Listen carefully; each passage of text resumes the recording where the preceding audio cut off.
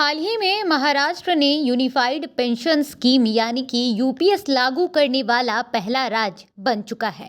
और इसी कड़ी में बता दें कि यूपीएस लागू करने वाला पहला राज्य महाराष्ट्र काफी महत्वपूर्ण कदम उठा चुका है। इसके बाद अब ये सवाल उठ रहा है कि क्या बिहार में भी ये स्कीम लागू की जाएगी।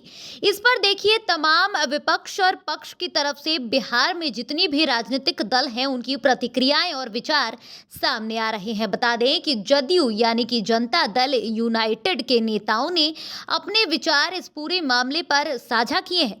दरअसल एक मीडिया रिपोर्ट्स के मुताबिक अगर बिहार में पेंशनधारी इस स्कीम को लागू करने की मांग करते हैं तो बिहार सरकार इसे गंभीरता से विचार करते हुए इसे लागू जरूर करेगी, क्योंकि देखिए महाराष्ट्र पहला ऐसा राज्य बन चुका है जिसने यूपीएस यानी कि यूनिफाइड पेंशन स्कीम लागू कर दिया है।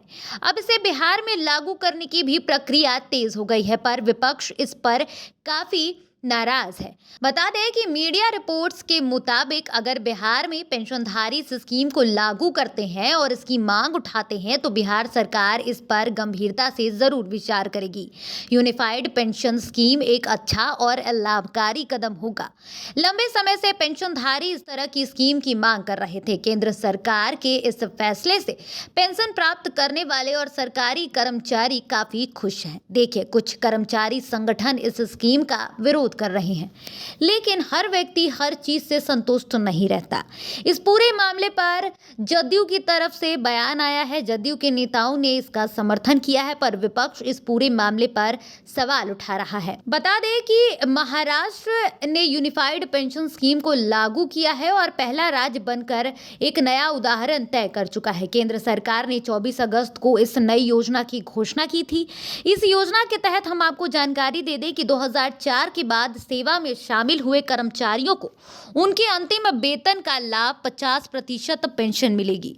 अंशदान वर्तमान राष्ट्रीय पेंशन योजना यानी कि एनपीएस के 10% के बराबर रहेगा। हालांकि सरकार अपने अंशदान को 14% से बढ़ाकर 18.5% करने वाला है। इसके अतिरिक्त इस स्कीम में पारिवारिक पेंशन, गारंटीकृत न्यूनतम पेंशन और सेवानिवृत्ति के बाद एक मुश्त भुगतान जैसे प्रावधान भी शामिल है। साथ ही इस प्रकार जदयू सांसद का भी बयान सामने आया था। उनके मुताबिक कि अगर बिहार के पेंशनधारी भी इस स्कीम को लागू करने की इच्छा रखते हैं तो सरकार इस पर जरूर विचार करेगी।